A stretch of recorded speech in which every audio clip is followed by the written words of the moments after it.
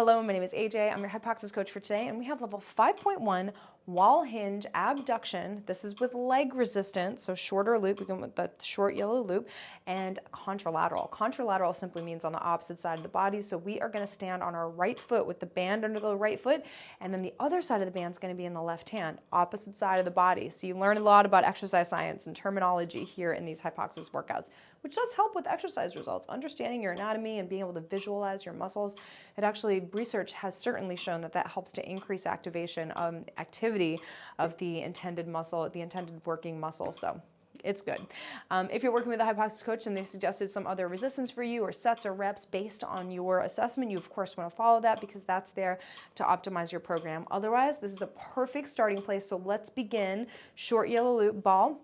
Let's come back to the wall. Standing on your right foot, you're going to put that loop underneath your right foot, and then the other side of the loop is in the left hand. We're going to connect the ball to the wall between the left knee and the wall. That left knee is going to be a little behind the hip joint as long as the low back doesn't move.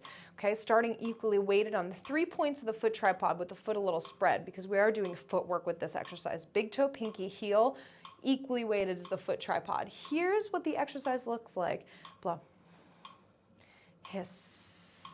Notice how I'm rotating toward the wall when I come up. Now, when I hinge at the hip, I'm sending my weight back to my heel and I'm lifting the arch of my foot as if there's a blueberry in the arch of the foot. So you're lifting that arch. Don't squish the blueberry as you go into hip hinge. Don't move from the low back. In fact, you might want to begin with a hand on your low back just to make sure that you're optimizing and moving from the hip joint. So blueberry, foot tripod, blueberry, foot tripod. Now, the visual system. Visual specificity, we're always specific with our eyes, so we can body build our eyes within these hypoxic sessions. It's not very often that we look in various directions, and our eye health is important, and we can improve our eye health by getting specific with where we're looking. So we're going to add it in here also to optimize our joint mechanics, where we're staring at our knee. It's a fixed point in the hinge. The knee is pointing a laser over the third toe.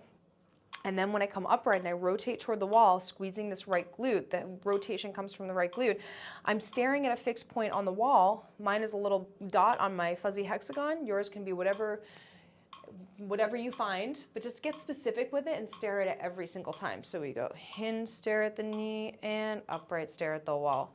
Hinge, stare at the knee, upright. Now, hypoxic head stance is pressing your head back into your right hand and also using your right hand to increase height in the spine. So you're like creating traction. You're lifting the head up off of the shoulders. So I want you to think about that postural element of head posture. That's going to help you activate your glute because your head, your 20-pound head is stacked right over that glute. Dying. Now, I know, if this is your first time performing the exercise, I know it's a lot of layers, so I want you to focus on your breathography, breath cycles, staying connected to your ab ribbon and not moving in your low back. You may even put your hand on your low back the first time you perform this exercise. This is a very advanced version of the wall hip hinge abduction. So start there, and then you're going to add those other layers over time as you become more skilled at the exercise. So let's begin. Head stance. Left shoulder stays back the whole time as you hold that band. And one more point, you want to make sure when you hinge that you don't let the body rotate toward the right or get pulled toward that band.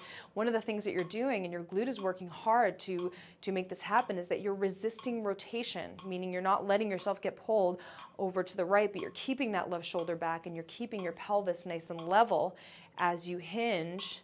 Oof, and a lot of that comes from the gluteus maximus, that rotation. Okay, let's try left shoulder back, foot tripod, head stance, and zip up. Posture prep, inhale. Hiss, 2, 3, 4, 5, inhale 1. Inhale 2. Stare at the knee, wall. Loosen your ribbon. Inhale, tighten. Inhale. Spread your foot. Blueberry. Loosen the ribbon. Inhale. Inhale.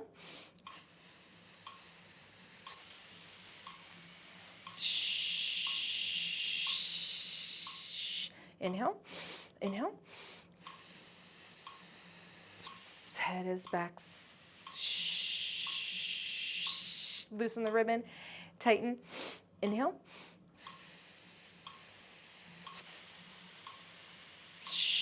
Blueberry, spread the foot, inhale, inhale.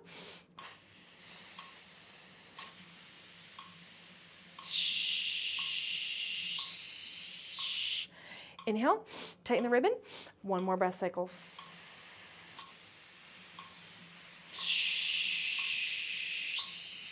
And finished. I know, intense in the glute, really nice work. Now, at this point, you need to rest 15 to 30 seconds and then repeat it on the other side. So you can either rewind the video about 90 seconds so we can perform the exercise together, or you can stop the video here once you're skilled with the exercise and just stay true to that tempo, frequency, intensity, and duration of your breathography, breath cycles. You may want to put a metronome on your phone at exactly 60 beats per minute to stay true to that 2-second inhale, that long 8-second exhale, loosening your ab ribbon on the exhale and tightening it on every single one of those engaged inhales.